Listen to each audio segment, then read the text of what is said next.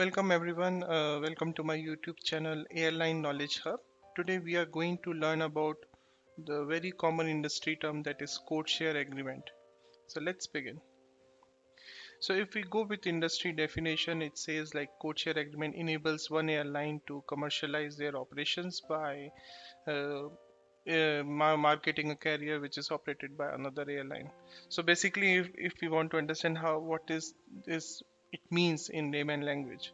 So basically two different carriers have this code share agreement where one airline is actually operating the aircraft or we can say the flight, and other airline is making a marketing for it. So in this case, as you see in this picture, there is a flight which is operating from Chicago to Hong Kong.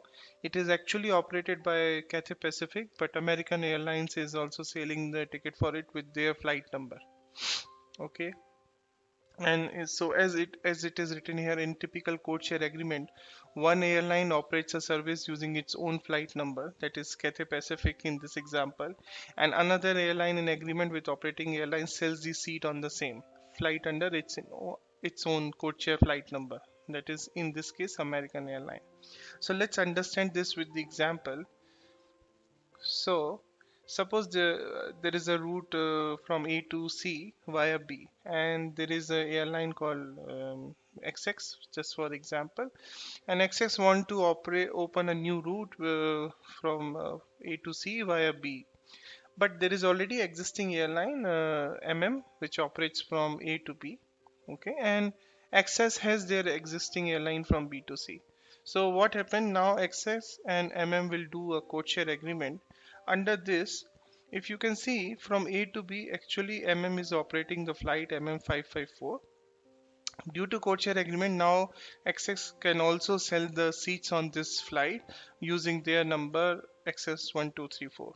So the passenger who is booking from A to C will see the flight numbers in his ticket as XX1234 from A to B, and B to C you will see XS786. From B to C, XS is operating his own flight, that's why it is marketing and operating. One more thing to be note here, that can have a codeshare agreement with multiple carriers on this route. So we can say like XS is sailing 1, 2, 3, 4.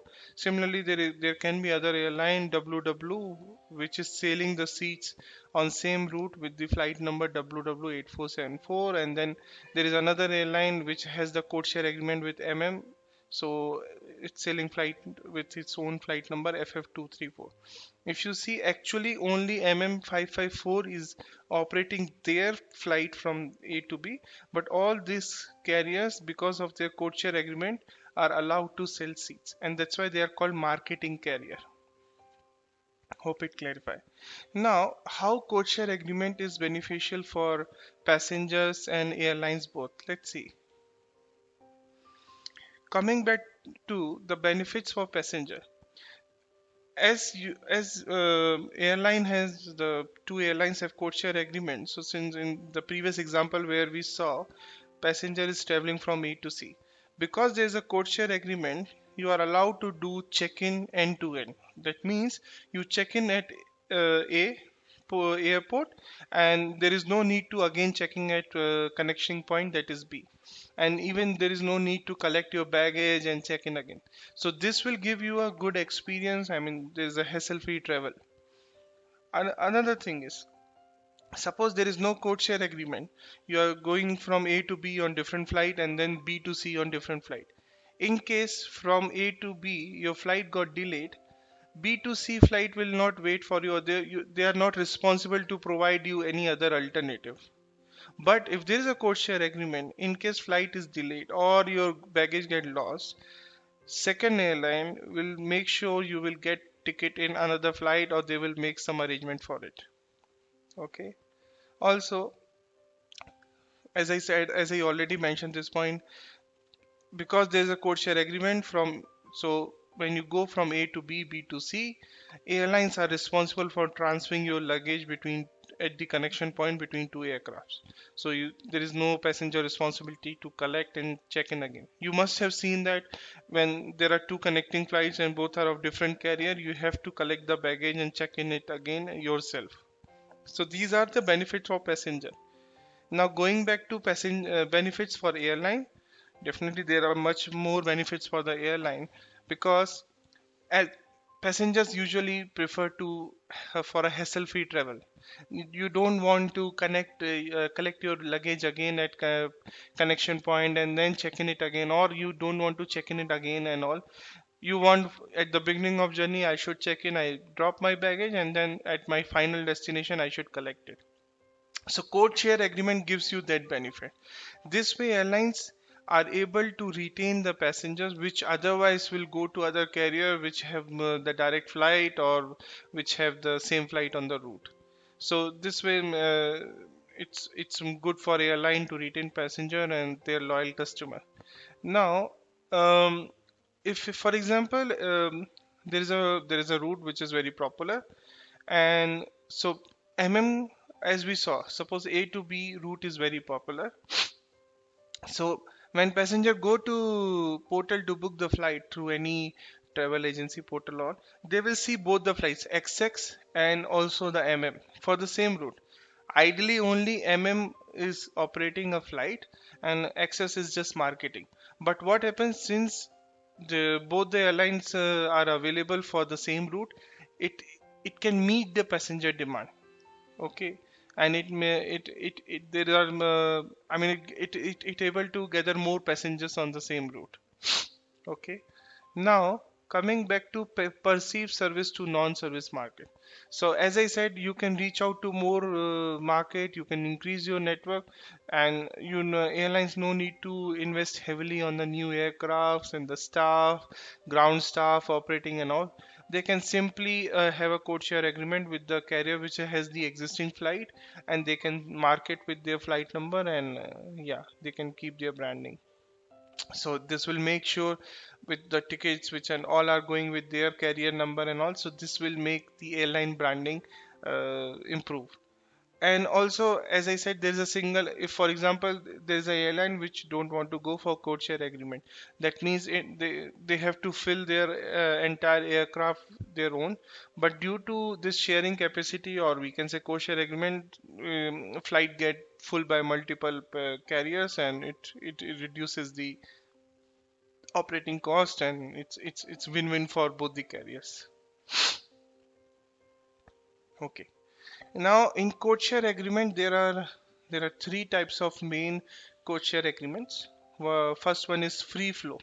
So in free flow, airlines are allowed to book seats as until seats are available, and they just communicate at the real time using the existing protocols by IATA, that is TT5 or EDIFACT message. Okay, and no seats are locked. So I will go with our example only. So here actually is operating, and it has code share with XX, FF, WW, other airlines. So each airline, as soon as they get a booking, they are allowed to do reservation. There is no cap limit, or nothing is locked. Everyone is allowed to book the seat until there is a availability. Okay. Now the cap free flow. This is same as free flow, but in this case there is some cap on the number of seats which your marketing carrier can sell. So it's written here same as free flow, but a capping. Maximum number of seats are defined in each of the marketing airlines participating. So it's like will say, okay, XX you can book only 15 seats, and WW you can book 10 seats, and FF you can book 5 seats, based on the popularity of carrier or the past history of how much demand they can generate. And once that capacity is reached, either operating airline will notify the marketing carrier that okay, your whatever capacity reach you can't book anymore, or even the marketing airline inventory is responsible that okay, they have reached that capacity, they should not sell any more seat. So that's the free flow and the cap free flow. The third type is block space. So in this, what happen, marketing carrier will in advance will purchase the fixed number of seats from the operating carrier, and now this seats they can sell it to the customer at their with their own flight number and name, like that's usual in codeshare, and even at their own price. And airline has complete control over that number of seat, or you can say the block space. Okay, and no need marketing airline is no need to report sales activity to operating airline. Okay, and so as it says, so even marketing airline can sell the seats from it. So there's a mini seat map. Usually how it happens, like they take a particular block, the particular number of seats group, and sometime when you do reservation, you want to advance purchase your seat. So even marketing airline will display the mini seat map, and then you can purchase the seats. Okay, so what we learned in this presentation, like what is code share, and we also learned what how it is beneficial for both passenger and airline. It's a win-win situation, and what are the types of it. Okay, hopefully this presentation is clear to you. Thank you. In case of any queries or you want to access this presentation, please comment in YouTube link. I will surely send it a personal document to you.